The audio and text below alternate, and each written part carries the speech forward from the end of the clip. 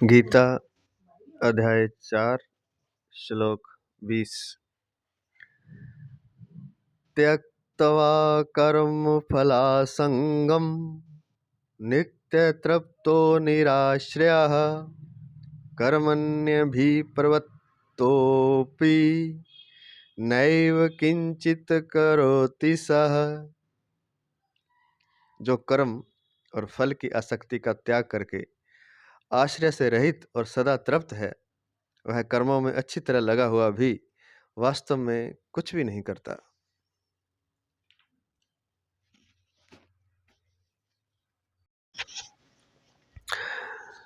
व्याख्या करने जा रहे हैं परम श्रद्धेय, परम आदरणीय, प्रातः स्मरणीय, परम वंदनीय भगवत तत्व प्राप्त महापुरुष महाराज श्री स्वामी राम सुखदास जी महाराज, उनके ग्रंथ साधक संजीवनी से। व्याख्या।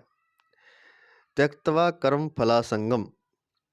जब कर्म करते समय कर्ता का यह भाव रहता है कि शरीर आदि कर्म सामग्री मेरी है, मैं कर्म करता हूँ, कर्म मेरा और मेरे लिए है तथा इसका मेरे को अमुक फल मिलेगा, तब वह कर्म फल का हेतु बन जाता है। कर्म योग से सिद्ध महापुरुष को प्राकृत पदार्थों से सर्वथा संबंध विच्छेद का अनुभव हो जाता है। इसलिए कर्म करने की सामग्री में, कर्म में तथा कर्म फल में किंचन मात्र भी आसक्ति न रहने के कारण वह कर्म फल का हेतु नहीं बनता। हम कर्म फल का हेतु कब बनते हैं? जब कर्म करते समय कर्ता का यह भाव रहता है, करने वाले का, जो कर्म कर रहा है, जो जीव है, जो मनुष्य है, कि शरीर आदि कर्म सामग्री मेरी है, जिनसे मैं कर्म कर रहा हूँ, शरीर है, इंद्रियां हैं, मन है, बुद्धि है, ये मेरी है और मैं कर्म करता हूँ। मैं करता हूँ तभी तो संसार चलता है, तभी तो परिवार चलता है। मैं धन कमाता हूँ, मैं ये करता हूँ, मैं वो करता हूँ। तो शरीर आदि आदि कर्म सामग्री मेरी है, मैं कर्म करता हूँ, कर्म मेरा है, मेरा कर्म है, मैंने किया है और मेरे लिए है और अपने लिए है तथा इससे मेरे को ये फल मिलेगा। ये चीजें जब व्यक्ति मन में धारण करके कर्म करता है, तब वह कर्म फल का हेतु बन जाता है। फिर वो कर्म बंधन में बंध जाता है और फिर जन्म मरण के चक्कर में फंस जाता है। क्या क्या चीजें? नंबर 1, शरीर आदि कर्म सामग्री मेरी है। नंबर 2, मैं कर्म करता हूँ। नंबर 3, कर्म मेरा है। नंबर 4, कर्म मेरे लिए है तथा नंबर 5, इसका मेरे को अमुक फल मिलेगा। ये 5 चीजें जब वो होता है, मान के जीव धारण करके कर्म करता, तब वह कर्म फल का हेतु बन जाता है। और इसके विपरीत जो कर्म योग से सिद्ध महापुरुष हैं, कर्म योग से सिद्ध महापुरुष को प्राकृत पदार्थों से सर्वथा संबंध विच्छेद का अनुभव हो जाता है। जितनी भी चीजें ये 5 ऊपर बताई हैं, कर्म योगी इनसे अपना संबंध विच्छेद का हो जाता है और उसका अनुभव कर लेता है। इसलिए कर्म करने की सामग्री में, शरीर आदि में, कर्म में तथा कर्म फल में किंचन मात्र भी आसक्ति न रहने के कारण वह कर्म फल का हेतु नहीं बनता। सेना विजय की इच्छा से युद्ध करती है। सेना विजय की इच्छा से युद्ध करती है। विजय होने पर विजय सेना की नहीं, प्रत्युत राजा की मानी जाती है, क्योंकि राजा ने ही सेना के जीवन निर्वाह का प्रबंध किया है, उसे युद्ध करने की सामग्री दी है और उसे युद्ध करने की प्रेरणा की है, और सेना भी राजा के लिए ही युद्ध करती है। इसी प्रकार शरीर, इंद्रियां, मन, बुद्धि आदि कर्म सामग्री के साथ संबंध जोड़ने से ही जीव उनके द्वारा किए गए कर्मों के फल का भागी होता है।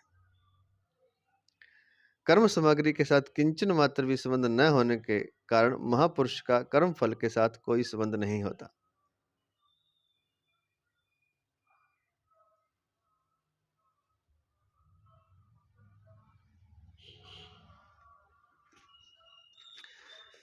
तो सेना का जो उदाहरण दिया है, तो जैसे वो राजा के लिए सब कुछ करती है, ऐसे ही हमें अपने स्वरूप के लिए, परमात्मा के लिए सब कुछ करना है। मेरा कुछ नहीं है। जैसे सेना के जीवन निर्वाह का प्रबंध भी राजा करता है, सेना है भी राजा की, अर्थात उसी के कारण सेना का निर्वाह होता है, सेना का जीवन निर्वाह, और सेना को भर्ती भी राजा ने किया है, उसे युद्ध करने की सामग्री भी दी है और प्रेरणा भी दी है, तो वो राजा के लिए युद्ध करती है। और इसमें विजय भी राजा होता है या हारता भी राजा ही है। तो जो युद्ध करने वाला वो अपने लिए कुछ ना समझकर सब कुछ राजा के लिए करता है और अपने प्राणों का बलिदान भी दे देता है। तो ऐसे ही इसी प्रकार शरीर, इंद्रियां, मन, बुद्धि आदि कर्म सामग्री के साथ अगर हम संबंध नहीं जोड़ते और परमात्मा के लिए ही, या जो हमारा स्वरूप है उसके लिए ही सब कुछ करते हैं, या योग में स्थित होकर के, स्वरूप में स्थित होकर के अगर हम सब कुछ करते हैं, जैसे सेना राजा के लिए करती है, तब वह जीवन मुक्त कहलाता है। और इससे विपरीत शरीर, इंद्रियां, मन, बुद्धि आदि कर्म सामग्री के साथ संबंध जोड़ने से ही जीव उनके साथ किए गए कर्मों के फल का, उनके द्वारा किए गए कर्मों का फल का भागी होता है।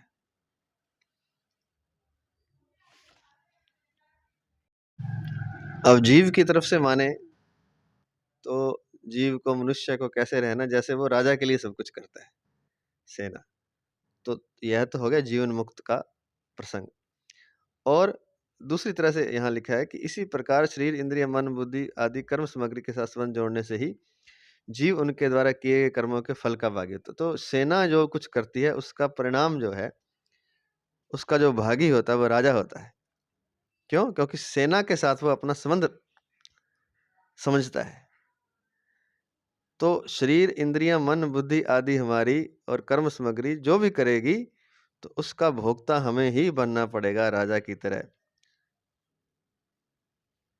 उसके सुख दुख का फिर भोक्ता हमें बनना पड़ता है। जैसे सेना द्वारा किए गए युद्ध का भोक्ता राजा होता है, वही जीतता है, हारता सेना नहीं हारती जीती। इसी प्रकार शरीर, इंद्रिय, मन, बुद्धि नहीं हारते जीतते, बल्कि उनके द्वारा जो कर्म किया गया है, कर्म सामग्री के द्वारा, शरीर, इंद्रिय, मन, बुद्धि के द्वारा, इसके साथ संबंध जोड़ने से ही जीव उनके द्वारा किए गए कर्मों के फल का भागी होता है।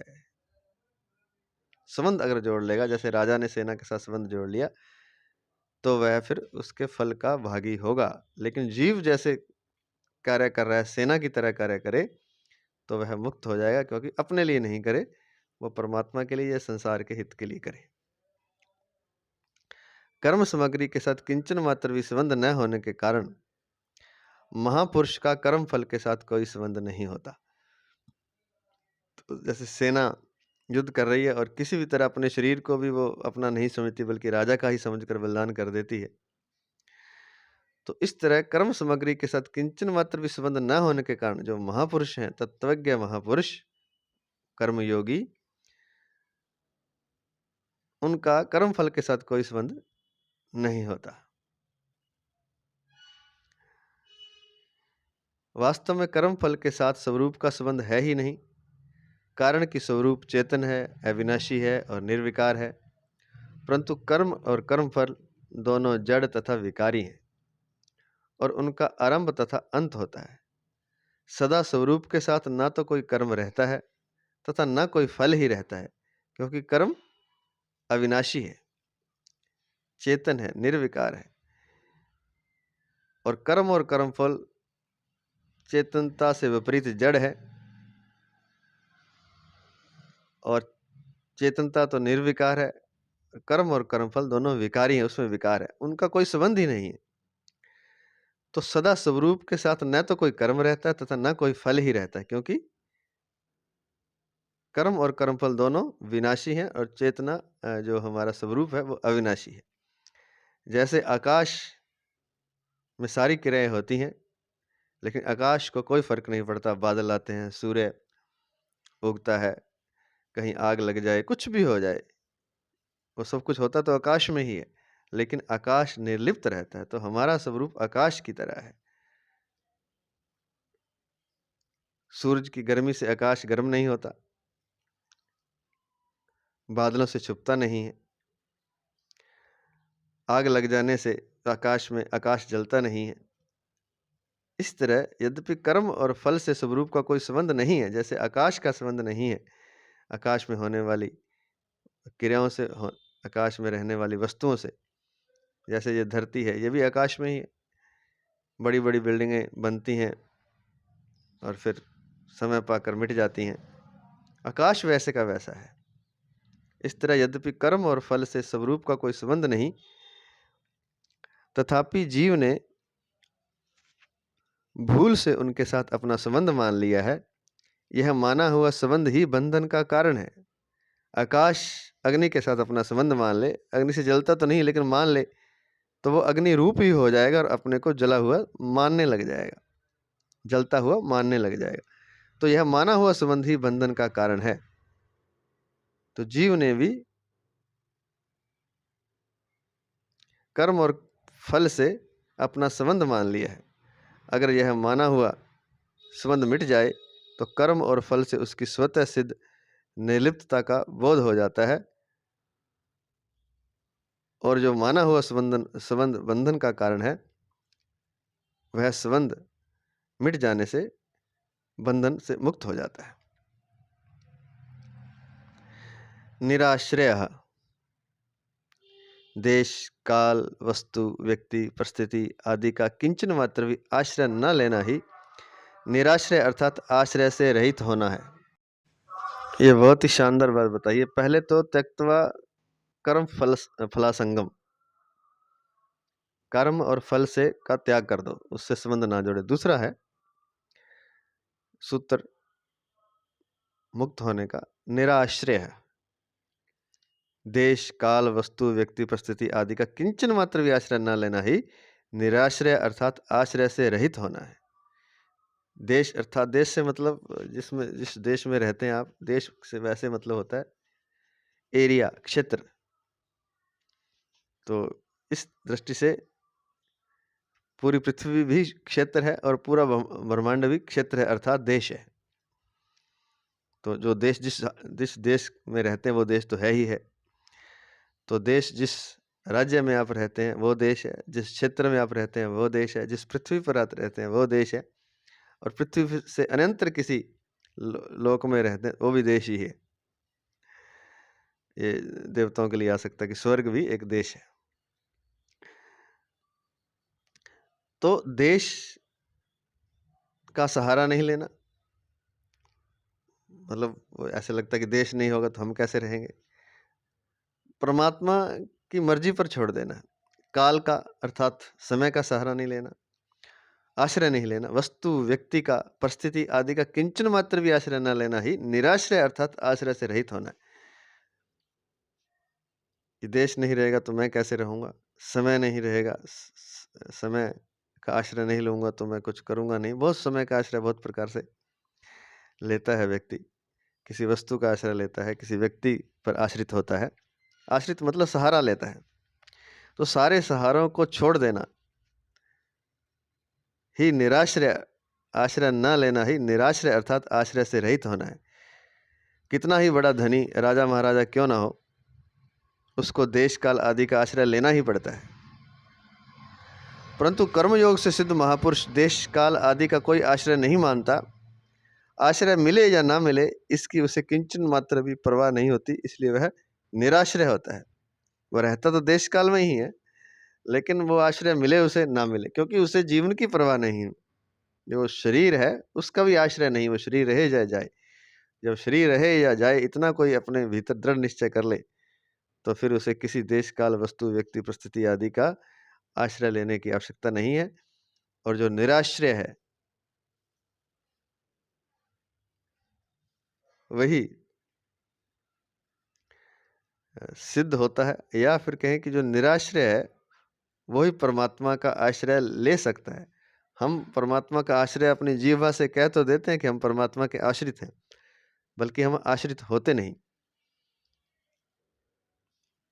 अगर हम आश्रित हो जाएं परमात्मा से, तो देश काल वस्तु व्यक्ति परिस्थिति आदि का किंचन मात्र भी आश्रय आपको नहीं लेना पड़ेगा, या इनका आश्रय छोड़ने से परमात्मा आपका आश्रय हो जाएगा। और जब परमात्मा आपका आश्रय हो जाएगा तब चिंता किस बात की।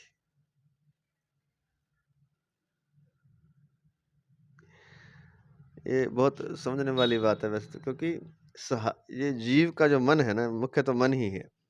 ये किसी सहारे की तलाश में रहता है और बिना सहारे के जी नहीं सकता। तो या तो सहारे छोड़ के अपने स्वरूप में स्थित हो जाए, जो वस्तुतः जिसको परमात्मा कहा जाता है, या अपना स्वरूप भी कह सकते हैं, अपनी सत्ता कह सकते हैं, चेतना कह सकते हैं, जो अविनाशी निर्विकार है, सच्चित आनंद जो हमारी सत्ता है। तो जब सारे सहारे छोड़ देगा तो अपनी सत्ता में, अपने स्वरूप में स्थित हो जाएगा, नंबर 1। और अगर भक्ति की बात करें तो जब सारे सहारे छोड़ देगा तो परमात्मा में स्थित हो जाएगा, परमात्मा का ही आश्रय एकमात्र रह जाएगा। तो जब तक हम दुनिया के आश्रय ढूंढ रहे हैं, दुनिया के सहारे ढूंढ रहे हैं, तब तक परमात्मा का सहारा फिर नहीं मिलता, जब परमात्मा में स्थिति हमारी नहीं होती। जब तक मीरा की तरह हम कह नहीं देते, मेरे तो गिरधर गोपाल दूसरों न कोई, तब तक परमात्मा का आश्रय हमें मिलता नहीं है। अगला पद है नित्य तृप्तः। जीव आत्मा, जीव अर्थात आत्मा परमात्मा का सनातन अंश होने से सत स्वरूप है। सत्य का कभी अभाव नहीं होता। ना भावो विद्यते सतः, दूसरे अध्याय के 16वें श्लोक में कर चुके हैं हम। परंतु जब वह असत्य के साथ अपना संबंध मान लेता है, तब उसे अपने में अभाव अर्थात कमी का अनुभव होने लगता है। झूठ के साथ संबंध जोड़ लेगा तो उसे कमी लगने लगती है अपने पास, अपने साथ, अपने में। जैसे कोई शराब पीता है तो जो शराब नहीं पीने वाला है वो शराबी के साथ संबंध जोड़ लेगा, उसके साथ रहेगा, तादात्म्य कर लेगा, तो कुछ दिन बाद उसे भी लगेगा कि मुझे भी शराब पीनी चाहिए। तो ये तो बाहर के संग की बात है। भीतर का जो संग है मन का, वो संसार की वस्तुओं के साथ जब हो जाता है तो फिर उसमें भी उसे अपने में कमी लगने लगती है। जैसे शराबी का संग करने से शराब ना पीने वाले को भी उसकी कमी महसूस होने लगती है। तो असत्य के साथ जब जीव अपना संबंध मान लेता, तब उसे अपने में अभाव अर्थात कमी का अनुभव होने लगता है। उस कमी की पूर्ति करने के लिए वह सांसारिक वस्तुओं की कामना करने लगता है। इच्छित वस्तुओं के मिलने से एक तृप्ति होती है और कमी लगती है, फिर वो उसको पाना चाहता है। इच्छित वस्तुओं के मिलने से एक तृप्ति होती है, परंतु वह तृप्ति ठहरती नहीं, वह क्षणिक होती है। और फिर कामना करता है और फिर वस्तुएं मिल भी जाती हैं कुछ कुछ, जब मिल जाती है तो उसको तृप्ति महसूस होती है। तब वो सोचता है कि हाँ, ऐसे ही ये चीज़ें मिलती रहें, वस्तु व्यक्ति पदार्थ, और मैं तृप्त होता रहूं। परंतु महाराज जी कहते हैं कि वह तृप्ति ठहरती नहीं, वह क्षणिक होती है। कारण कि संसार की प्रत्येक वस्तु, व्यक्ति, परिस्थिति आदि प्रतिक्षण अभाव की ओर जा रही है, अतः उनके आश्रित रहने वाली तृप्ति स्थायी कैसे रह सकती है। सत्य वस्तु की तृप्ति असत्य वस्तु से हो ही कैसे सकती है। अतः जीव जब तक उत्पत्ति विनाशशील क्रियाओं और पदार्थों से अपना संबंध मानता है तथा उनके आश्रित रहता है, तब तक उसे स्वतः सिद्ध नित्य तृप्ति का अनुभव नहीं होता। कर्म योग से सिद्ध महापुरुष निराश्रय अर्थात संसार के आश्रय से सर्वथा रहित होता है, इसलिए उसे स्वतः सिद्ध नित्य तृप्ति का अनुभव हो जाता है। तीसरे अध्याय के 17वें श्लोक में आत्म तृप्ता पद से भी इसी नित्य तृप्ति की बात आई है। अगला पद है कर्मण्य भी प्रतोपि नैव किंचित करोति सह। अभिप्रवृत्तः पद का तात्पर्य है कि कर्म योग से सिद्ध महापुरुष के द्वारा होने वाले सब कर्म सांगोपांग रीति से होते हैं, क्योंकि कर्म फल में उसकी किंचन मात्र भी आसक्ति नहीं होती। उसके संपूर्ण कर्म केवल संसार के हित के लिए ही होते हैं। जिसकी कर्म फल में आसक्ति होती है वह सांगोपांग रीति से कर्म नहीं कर सकता, क्योंकि फल के साथ संबंध होने से कर्म करते हुए बीच बीच में फल का चिंतन होने से उसकी शक्ति व्यर्थ खर्च हो जाती है, जिससे उसकी शक्ति पूरी तरह कर्म करने में नहीं लगती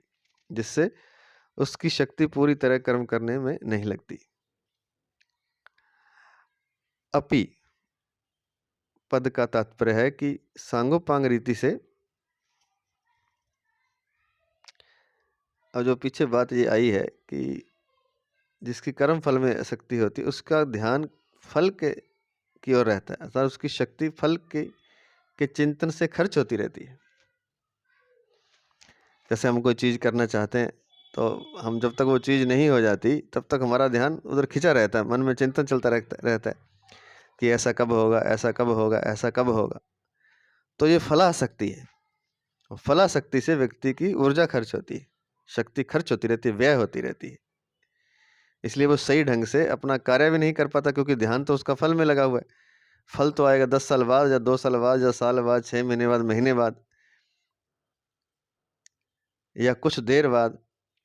लेकिन जब वो कार्य कर रहा है तो फल की तरफ चिंतन होने से उसका वर्तमान में जो कार्य कर रहा है उसमें उसका मन पूरी तरह लगता नहीं, इसलिए उससे सांगोपांग कर्म होता नहीं।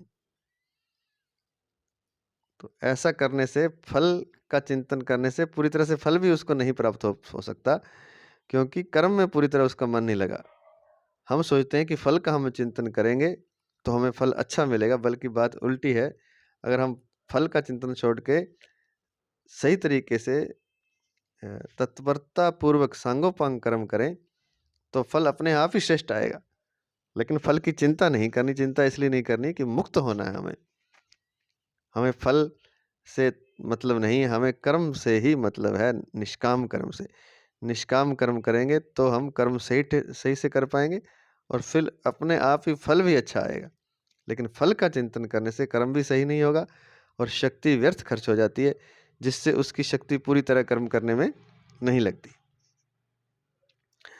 अगला पद है अपि। अपि पद का तात्पर्य है कि सांगोपांग रीति से सब कर्म करते हुए भी वह वास्तव में किंचन मात्र भी कोई कर्म नहीं करता, क्योंकि सर्वथा निर्लिप्त होने के कारण कर्म का स्पर्श ही नहीं होता। उसके सब कर्म अकर्म हो जाते हैं, क्योंकि सांगोपांग रीति से सब कर्म करते हुए भी वह वास्तव में किंचित मात्र कोई कर्म नहीं करता, क्योंकि सर्वथा निर्लिप्त होने के कारण कर्म का उसे स्पर्श भी नहीं होता और उसके सब कर्म अकर्म हो जाते हैं। अर्थात उसे फल की और फलासक्ति, कर्म की और कर्म के फल की उसे कोई इच्छा ही नहीं है, निर्लिप्तता है। तो निर्लिप्तता के कारण कर्म से उसका स्पर्श ही नहीं होता। कर्म तो होते हैं उसके द्वारा, लेकिन कर्म से उसका स्पर्श नहीं होता। उसके सब कर्म अकर्म हो जाते हैं, अर्थात निष्काम कर्म हो जाते हैं। जब वह कुछ भी नहीं करता तब वह कर्म फल से बंध ही कैसे सकता है, और जब कर्म करता तभी भी नहीं बंधता, और जब वह कुछ भी नहीं करता खाली बैठा है तब भी वह कर्म फल से बंध कैसे सकता है, क्योंकि कर्म करते हुए नहीं जब जब बंध रहा तो कर्म न करने से वह कैसे बंध जाएगा। इसलिए 18वें अध्याय के 12वें श्लोक में भगवान ने कहा है कि कर्म फल का त्याग करने वाले कर्मयोगी को कर्मों का फल कहीं भी नहीं मिलता, न तो सन्यासी नाम क्वचित। कर्म फल का त्याग करने वाले कर्मयोगी को कर्मों का फल कहीं भी नहीं मिलता, न तो सन्यासी नाम क्वचित। तो कर्मों के फल का अगर हम त्याग कर दें तो हमें किसी बंधन में नहीं पड़ना पड़ेगा, और कर्मों का फल हमें कहीं नहीं मिलेगा, हम मुक्त हो जाएंगे। प्रकृति निरंतर क्रियाशील है, अतः जब तक प्रकृति के गुणों, क्रिया और पदार्थ, प्रकृति के दो गुण हैं मुख्यतः, एक तो क्रिया होती है प्रकृति में, एक प्रकृति के पदार्थ। अतः जब तक प्रकृति के गुणों, क्रिया और पदार्थ से संबंध है तब तक कर्म न करते हुए भी मनुष्य का कर्मों के साथ संबंध हो जाता है। कहते हैं कि प्रकृति निरंतर क्रियाशील है, निरंतर प्रकृति में क्रियाएं हो रही हैं। अतः जब तक प्रकृति के गुणों, प्रकृति के क्या गुण है, क्रिया और पदार्थ से संबंध है, तब तक कर्म न करते हुए मनुष्य कर्मों के साथ संबंध हो जाता है, क्योंकि प्रकृति में तो कुछ ना कुछ हो ही रहा है। तो प्रकृति से जब तक संबंध है तब तक मनुष्य कर्म ना करे तो भी मनुष्य का कर्मों के साथ संबंध हो जाता है। प्रकृति के गुणों से मनुष्य से संबंध न रहने पर मनुष्य कर्म करते हुए भी कुछ नहीं करता, और प्रकृति से अगर संबंध नहीं है तो भले ही वो कर्म करता रहे तो भी वो अकर्ता ही रहता है, कर्म करते हुए भी कुछ नहीं करता। कर्मयोग से सिद्ध महापुरुष का प्रकृतिजन्य गुणों से कोई संबंध नहीं रहता। कर्मयोग से सिद्ध महापुरुष का प्रकृतिजन्य गुणों से कोई संबंध नहीं रहता, इसलिए वह लोक हितार्थ सब कर्म करते हुए भी वास्तव में कुछ नहीं करता। जो कर्मयोग से सिद्ध महापुरुष है उसका प्रकृतिजन्य गुणों से, क्रिया पदार्थ आदि से कोई संबंध नहीं रहता, तो कर्म वह तब भी करता है, लेकिन वह लोक हितार्थ सब कर्म करते हुए भी वास्तव में कुछ नहीं करता। करता तो है लेकिन फिर भी वो निर्लिप्त रहता है, वास्तव में कुछ नहीं करता। परिशिष्ट भाव, जब तक मनुष्य में कर्तृत्व है, कर्तृत्व कर्तापन है, जब तक मनुष्य में कर्तृत्व है, कर्तृत्व, तब तक वह करता है तो करता है, नहीं करता है तो करता है। परंतु कर्तृत्व मिटने पर वह कभी कुछ नहीं करता। अर्थात जब तक मनुष्य में कर्तापन है कि मैं करने वाला हूं, तब तक वह करता है कुछ तो करता है ही। अगर वो नहीं करता तो भी वो करता है, और अगर कर्तापन मिट गया, कर्तृत्व मिटने पर फिर वो करे चाहे ना करे, वह कभी कुछ नहीं करता। तो कर्तापन मिट जाने पर वो मुक्त हो जाता है। अगला श्लोक, श्लोक नंबर 21। संबंध 19वें 20वें श्लोकों में कर्मयोग से सिद्ध महापुरुष की कर्मों से निर्लिप्तता का वर्णन करके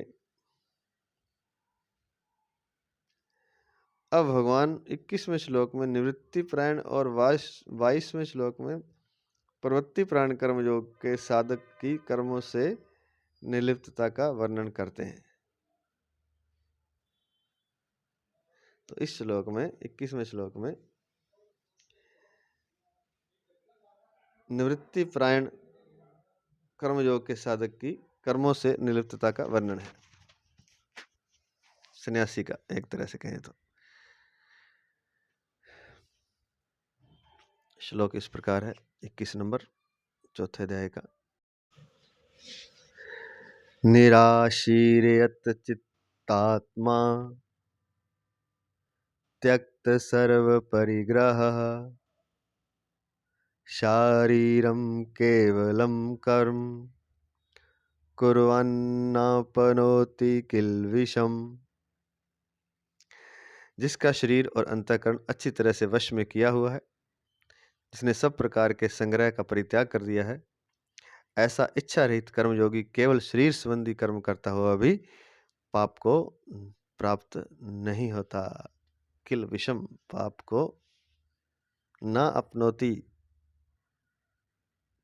प्राप्त नहीं होता।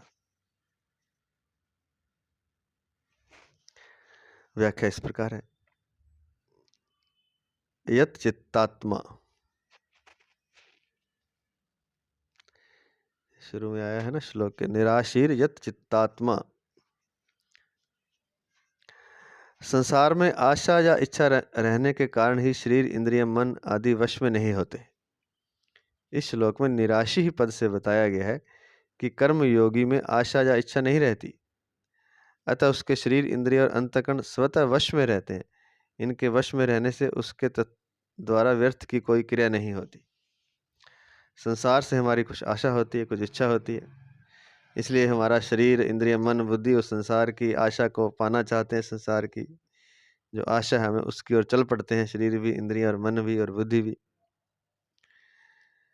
तो इस श्लोक में निराशी पद से बताया है कि कर्म योगी में आशा, लेकिन जो कर्म योगी है उसमें आशा या इच्छा नहीं होती, उसको यहाँ पर निराशी पद से कहा गया है। अतः उसके शरीर, इंद्रिय और अंतःकरण स्वतः वश में रहते हैं, क्योंकि उसको आशा इच्छा है ही नहीं, तो मन उसका भागेगा कहाँ, इंद्रियां कहाँ भागेंगी। इनके वश में रहने से उसके द्वारा व्यर्थ की कोई क्रिया नहीं होती। अगला पद है त्यक्त सर्व परिग्रह।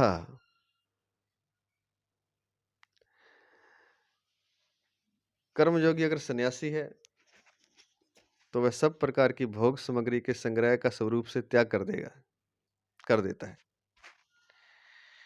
कर्मयोगी जो है, अगर वह सन्यासी है तो सब प्रकार की भोग सामग्री के संग्रह का स्वरूप से त्याग कर देता है। वो सारे संसार को छोड़ देता है, घर गृहस्थी, रिश्ते नाते सब। कर्मयोगी अगर वो सन्यासी है तो सब प्रकार की भोग सामग्री के संग्रह का स्वरूप से त्याग कर देता है, छोड़ ही देता है। अगर वह गृहस्थ है तो वह भोग बुद्धि से अपने सुख के लिए किसी भी सामग्री का संग्रह नहीं करता। तो अगर वह गृहस्थ है तो वो सामान तो उसे चाहिए जीवन चलाने के लिए, अपने बच्चे पालने के लिए, परिवार चलाने के लिए, लेकिन वो भोग बुद्धि से किसी भी सामग्री का संग्रह नहीं करता। वो भोग के लिए नहीं करता बल्कि जीवन यापन करने के लिए करता है।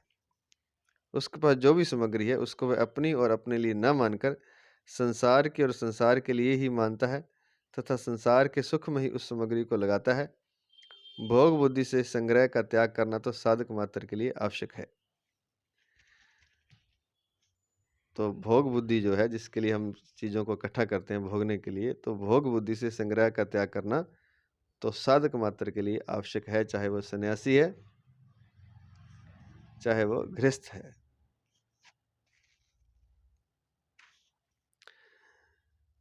ऐसा निवृत्ति परक श्लोक गीता में और कहीं नहीं आया है।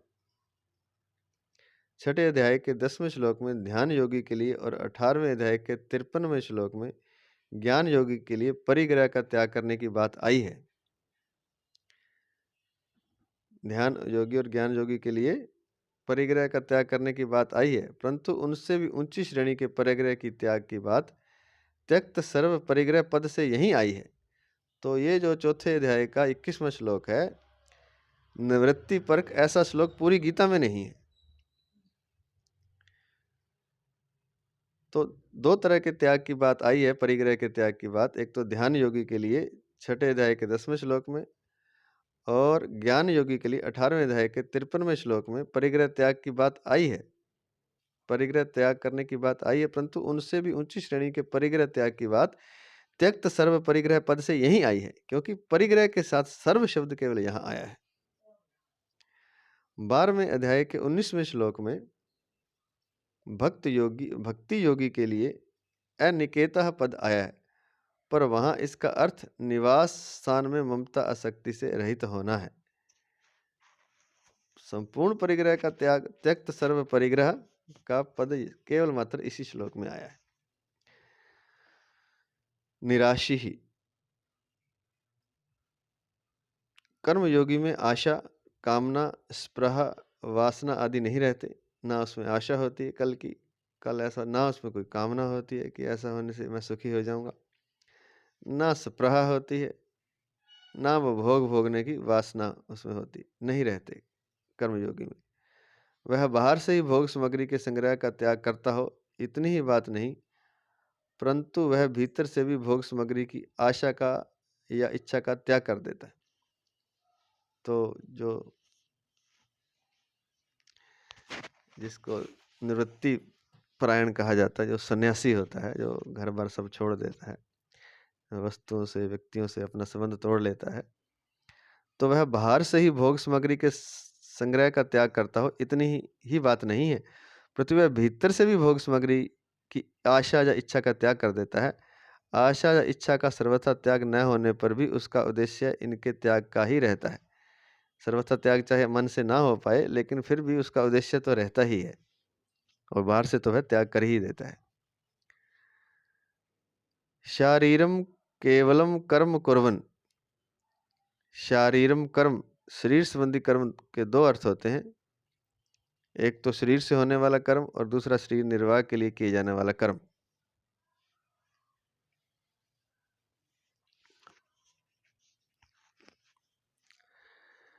शारीरम केवलम कर्म कुर्वन्, शारीरम कर्म, शरीर संबंधी कर्म के दो अर्थ होते हैं। एक तो शरीर से होने वाला कर्म और दूसरा शरीर निर्वाह के लिए किए जाने वाला कर्म।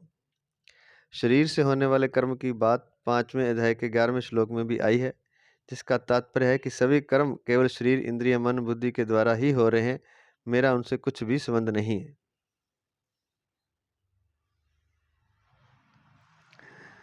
ऐसा मानकर कर्मयोगी अंतःकरण की शुद्धि के लिए कर्म करते हैं। ऐसा मानकर कर्मयोगी अंतःकरण की शुद्धि के लिए कर्म करते हैं। क्या मानते हैं वो? कि सभी कर्म केवल शरीर, इंद्रिय, मन, बुद्धि के द्वारा हो रहे हैं, मेरे द्वारा नहीं हो रहे, मेरा कोई संबंध नहीं है। ऐसा मानकर कर्मयोगी अंतःकरण की शुद्धि के लिए कर्म करते हैं। परंतु यहाँ आया श्लोक निवृत्ति परक है, इसलिए यहाँ उपयुक्त पदों का अर्थ शरीर निर्वाह मात्र के लिए किए जाने वाले आवश्यक कर्म, खान पान, शौच, स्नान आदि मानना ही उपयुक्त प्रतीत होता है। निवृत्ति प्राण कर्मयोगी केवल उतने ही कर्म करता है जितने से केवल शरीर निर्वाह हो जाए। तो ये जो पद आया है यहाँ, शारीरम केवलम कर्म कुर्वान कुर्वन, वह शरीर संबंधी कर्म करता है केवल। तो इसके दो अर्थ होते हैं शरीर संबंधी कर्म के, कि एक तो शरीर से जो कर्म करता है वो, और दूसरा शरीर निर्वाह के लिए। तो चूंकि यहाँ निवृत्ति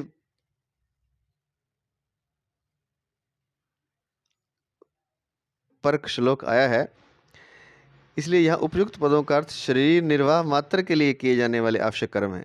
जैसे खान पान, खाना पीना हो गया, नहाना धोना, शौच आदि जाना, स्नान आदि करना, मानना ही उपयुक्त प्रतीत होता है। क्यों? क्योंकि निवृत्ति परायण कर्मयोगी केवल उतने ही कर्म करता है जितने से केवल शरीर निर्वाह, वह तो उतना ही करता है, वो कोई धन कमाने या इस तरह से नहीं जाता। वो भगवान के भरोसे होकर के खान पान, शौच, स्नान आदि उतना सा ही कर्म करता है। तो निवृत्ति परायण कर्मयोगी केवल उतने ही कर्म करता है जितने से उसका शरीर निर्वाह हो जाए।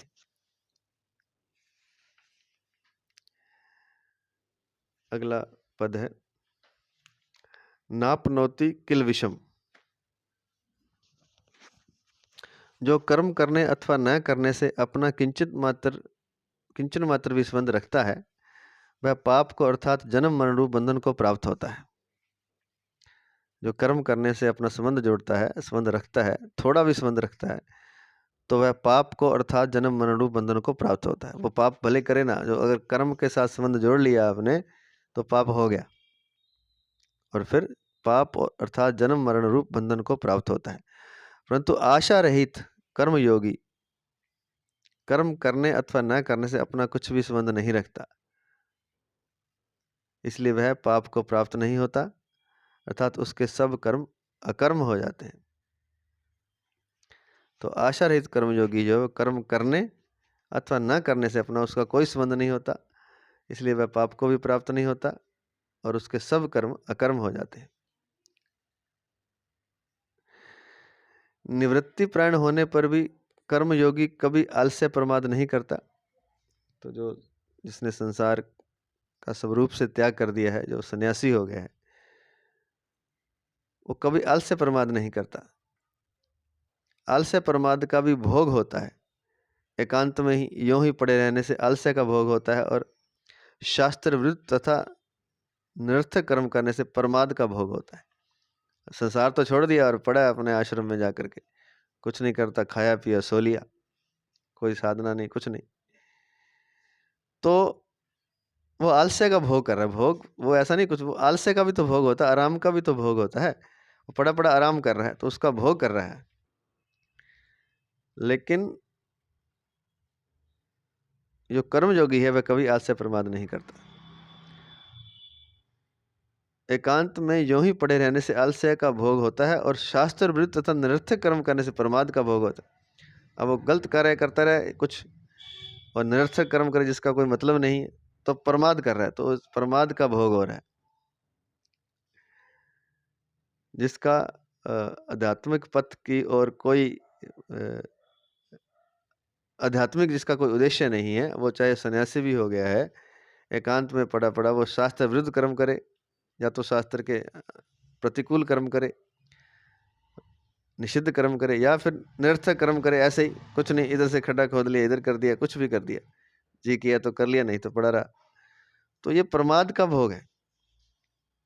तो दोनों से ही सावधान रहने की आवश्यकता है। एकांत में चला गया जिसने संसार छोड़ दिया, तो ऐसा नहीं कि वो वहाँ पड़ा रहे, सोया रहे जाके, या वो ऐसे काम करे जिसका कोई मतलब नहीं है, या फिर गलत काम करे, तो दोनों से उसको बचना होता है। क्योंकि आलस्य और प्रमाद का भी भोग होता है। इस प्रकार निवृत्ति में आलस्य के सुख का और प्रवृत्ति में प्रमाद के सुख का भोग हो सकता है। इस प्रकार निवृत्ति जो मार्ग में जो चला गया उसे आलस्य का सुख, वो कभी अब छोड़ दिया सब कुछ पड़े रहो, तो आलस्य के सुख का वो भोग कर सकता है, जो कि गलत है। और जो प्रवृत्ति में प्रमाद के सुख का भोग हो सकता है, और जो संसार में है, प्रवृत्ति मार्ग में गृहस्थ में है, वो या तो शास्त्र विरुद्ध कर्म करे या निरर्थक कर्म करे, तो उसका भी वो भोग कर रहा है, ऐसा माना जाता है, ऐसा समझना चाहिए। इस प्रकार निवृत्ति में आलस्य के सुख का और प्रवृत्ति में प्रमाद के सुख का भोग हो सकता है। अतः आलस्य प्रमाद से मनुष्य पाप को प्राप्त होता है, परंतु बहुत कम कर्म करने पर भी निवृत्ति प्रायण कर्मयोगी में किंचन मात्र भी आलस्य प्रमाद नहीं आते। आलस्य प्रमाद करेंगे तो आप पाप को प्राप्त होंगे, परंतु बहुत कम कर्म कर, निवृत्ति प्राण बहुत कम कर्म करता, खाना पीना और बस अपनी साधना और शौच स्नान आदि, तो बहुत कम कर्म करने पर भी निवृत्ति प्रायण कर्मयोगी में किंचन मात्र भी आलस्य प्रमाद नहीं आते, वो आलस नहीं करता। यदि उसमें किंचन मात्र भी आलस्य प्रमाद आते थोड़े से भी, तो किल विषम न आपनोति कहना बनता ही नहीं। वह यत चित्तात्मा है, अर्थात उसके शरीर इंद्रिया और अंतःकरण संयत है, इसलिए उसमें आलस्य प्रमाद आ ही नहीं सकते। शरीर इंद्रिय तथा अंतःकरण के वश में होने से, भोग सामग्री का त्याग करने से तथा आशा कामना ममता आदि से रहित होने से उसके द्वारा निषिद्ध क्रिया हो ही नहीं सकती।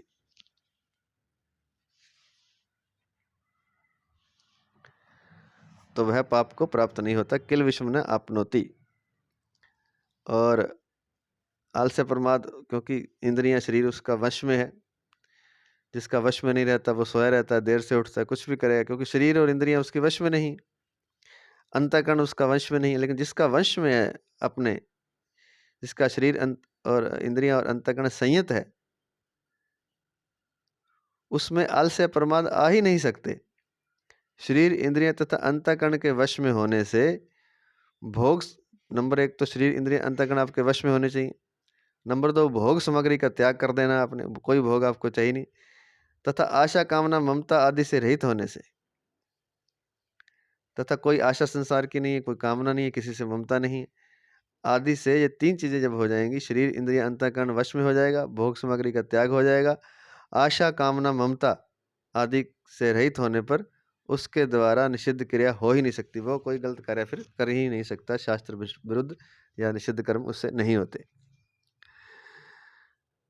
यहाँ शंका हो सकती है कि जब उसके द्वारा पाप क्रिया हो सकती ही नहीं, तब यह क्यों कहा गया कि वह पाप को प्राप्त नहीं होता। इसका समाधान यह है कि क्रिया मात्र के आरंभ में अनिवार्य दोष अर्थात पाप पाए जाते हैं। सर्वारंभा ही दोषेण धूमेनाग्नि धूमेनाग्नि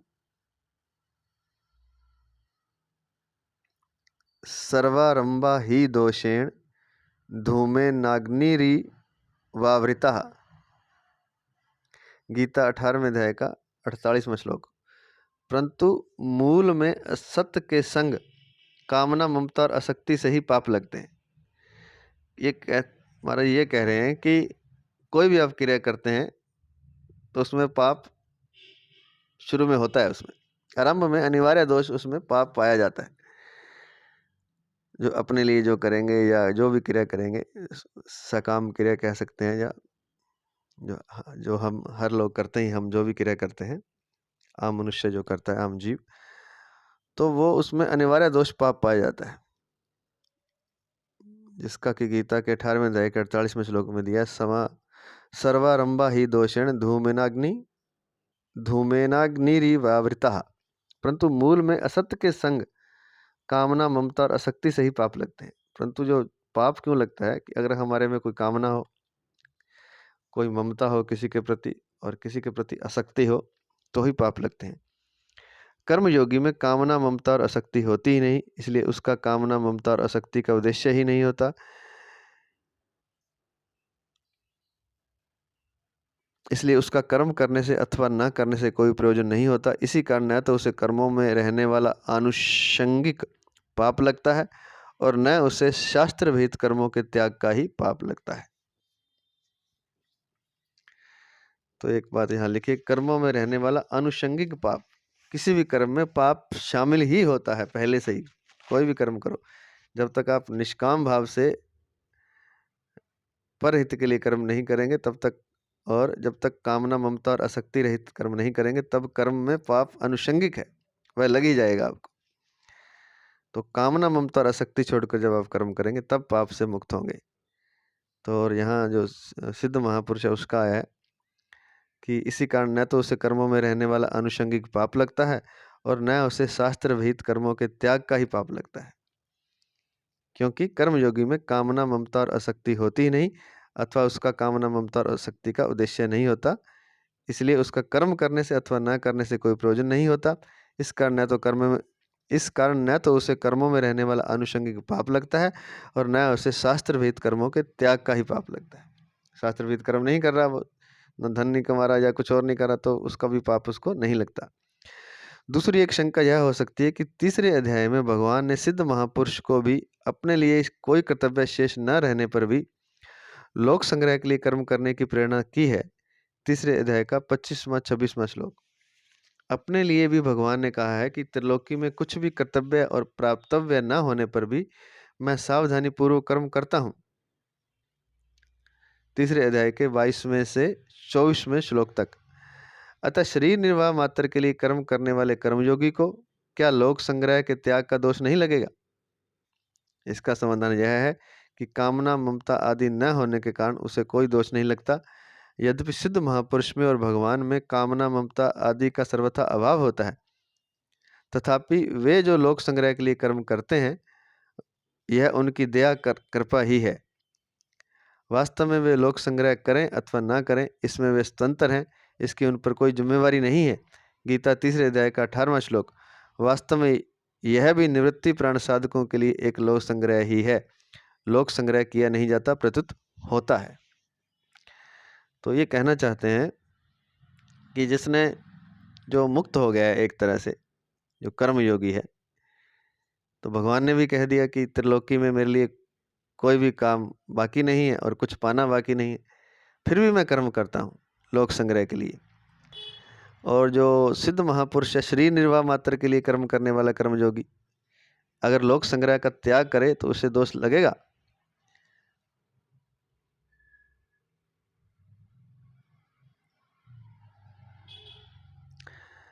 तो शरीर निर्वाह मात्र के लिए कर्म करने वाले कर्मयोगी को क्या लोक संग्रह के त्याग का दोष नहीं लगेगा? इसका समाधान यह है कि कामना ममता आदि न रहने के कारण उसे कोई दोष नहीं लगता। यद्यपि सिद्ध महापुरुष में भगवान में कामना ममता आसक्ति आदि का सर्वथा अभाव होता है,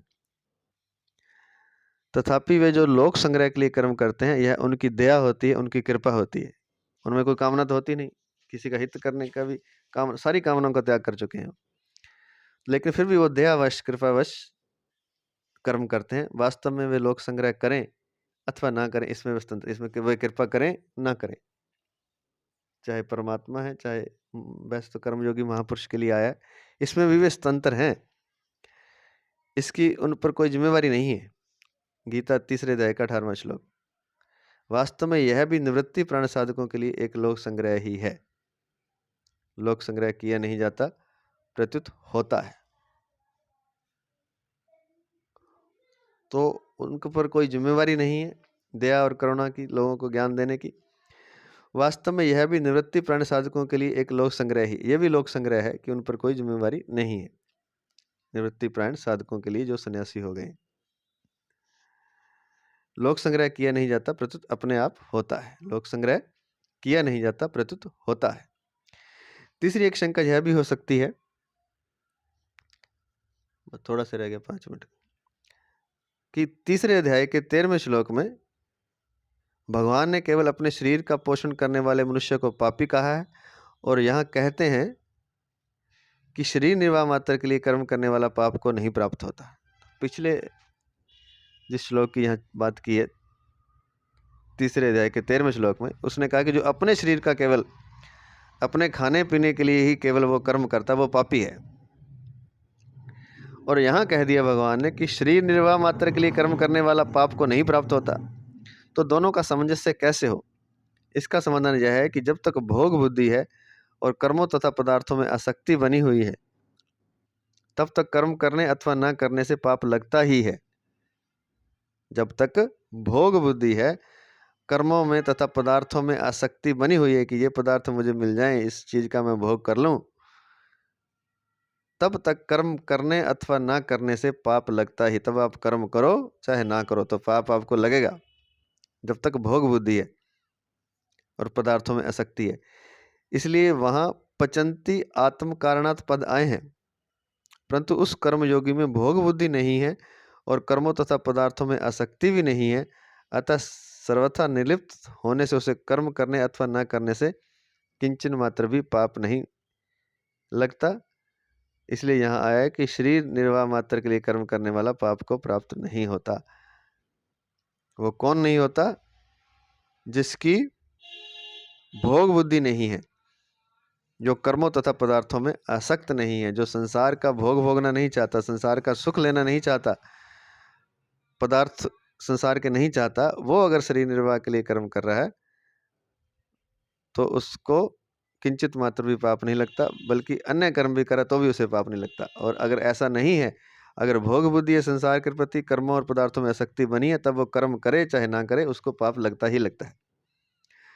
प्रश्न: इस श्लोक को अगर सांख्य योग का मान ले तो क्या आपत्ति है, क्योंकि इसमें आए सब लक्षण सांख्य योगी में घटते हैं। उत्तर: पहली बात तो यह है कि यहाँ कर्म योग का प्रसंग है, इसलिए यह श्लोक मुख्य रूप से कर्म योगी का ही है। दूसरी बात, सांख्य योगी अपने को कर्ता मानता ही नहीं, उसमें मैं कुछ भी नहीं करता हूँ। गीता 5वें अध्याय का 8वां श्लोक, ऐसा स्पष्ट विवेक रहता है, फिर उसके लिए कर्म करता हुआ भी पाप को नहीं प्राप्त होता, ऐसा कहना कैसे बन सकता है? क्योंकि वो अपने को कर्ता मानता ही नहीं, इसलिए सांख्य योगी का यह श्लोक नहीं बनता। कर्मयोग के साधक में वैसा स्पष्ट विवेक जागृत न होने पर भी उसका यह निश्चय रहता है कि मेरा कुछ नहीं है, मेरे लिए कुछ नहीं चाहिए और मेरे लिए कुछ नहीं करना। तो जो सांख्य योगी है, जिसे ज्ञान योगी भी कह सकते हैं, वो क्या कहता है? वो कहता है कि मैं कुछ भी नहीं करता। गीता 5वें अध्याय का 8वां श्लोक, ऐसा स्पष्ट विवेक रहता है उसमें कि मैं कुछ भी नहीं करता। ऐसा पक्की उसके मन में ये दृढ़ होती है बात की करने वाला परमात्मा ही है, मैं कुछ भी नहीं करता, करने वाली एक शक्ति है। लेकिन कर्मयोगी जो है, उस कर्मयोग का जो साधक है, उसमें इस तरह का स्पष्ट विवेक नहीं होता, फिर भी उसके मन में निश्चय रहता है कि क्या निश्चय रहता है? उसका विवेक सांख्य योगी की तरह पूरा तो नहीं है, लेकिन उसने निश्चय कर रखा है, दृढ़ निश्चय कर रखा है। क्या कर रखा है? कि मेरा कुछ नहीं है, मेरे लिए कुछ नहीं चाहिए और मेरे लिए कुछ नहीं करना है। सुन लो, तीन चीजें अगर जीवन में उतार ले, मेरा यहाँ कुछ नहीं है, कोई मेरा मकान नहीं, कोई रिश्ते नहीं, कोई नाते नहीं, ये पक्की बात मन में बिठा लो। मेरा यहाँ कुछ नहीं और मेरे लिए कुछ नहीं चाहिए और मुझे कुछ चाहिए नहीं, कुछ नहीं चाहिए मुझे वो परमात्मा दे देगा, रोटी पानी वो खा लूंगा, नहीं देगा तो नहीं खाऊंगा। तो नंबर 1 मेरा कुछ नहीं यहाँ पर।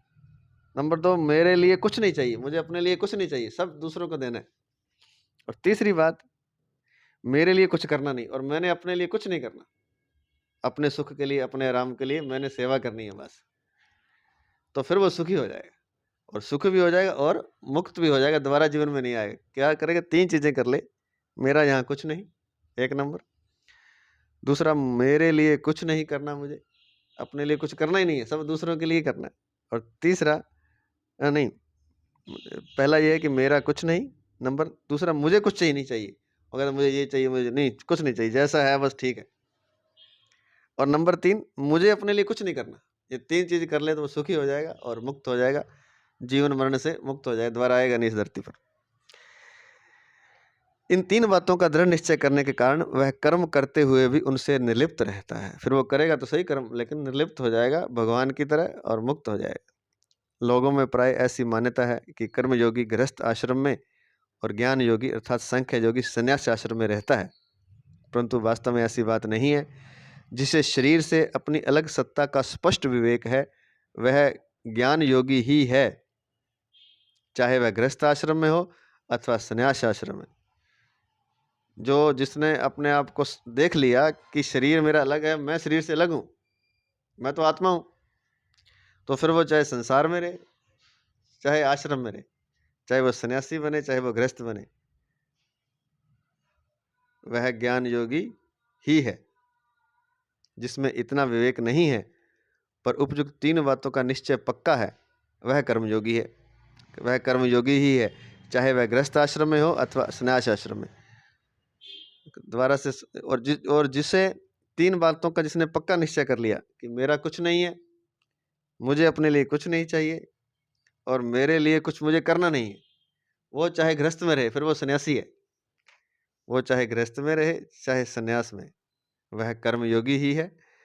और दूसरी बात जो अभी आई थी, जिसे शरीर से अपनी अलग सत्ता का स्पष्ट विवेक है, जिसने शरीर के अंदर शरीरी को अलग देख लिया है, जिसने अपने स्वरूप का अलग बोध कर लिया है, शरीर से हट करके जो आत्मा है उसका जिसे अनुभव हो गया है, जिसे उसका स्पष्ट बोध है, अपनी अलग सत्ता का स्पष्ट विवेक है, वह ज्ञान योगी ही है, चाहे वो गृहस्थ में रहे, चाहे सन्यास में। तो शरीर शरीरी का जिसे स्पष्ट विवेक है वह ज्ञान योगी है, चाहे वो गृहस्थ में रहे, चाहे आश्रम में, चाहे सन्यास आश्रम में सन्यास ले ले। और जिसमें इतना विवेक नहीं है पर इससे थोड़ा सा कम भी अगर कर लेगा, अगर इतना तो नहीं वो जाना कि शरीर ही क्या है, शरीर लग के आत्मा को नहीं जानता, वो नहीं अनुभव कर पाया, वो इतना दृढ़ निश्चय कर ले कि मेरा कुछ नहीं है, मेरे लिए कुछ नहीं चाहिए और मेरे लिए कुछ मुझे करना नहीं है, सब कुछ दूसरों को करना है, दूसरों की सेवा के लिए, अपने कुछ नहीं चाहिए, अपने मस्त है।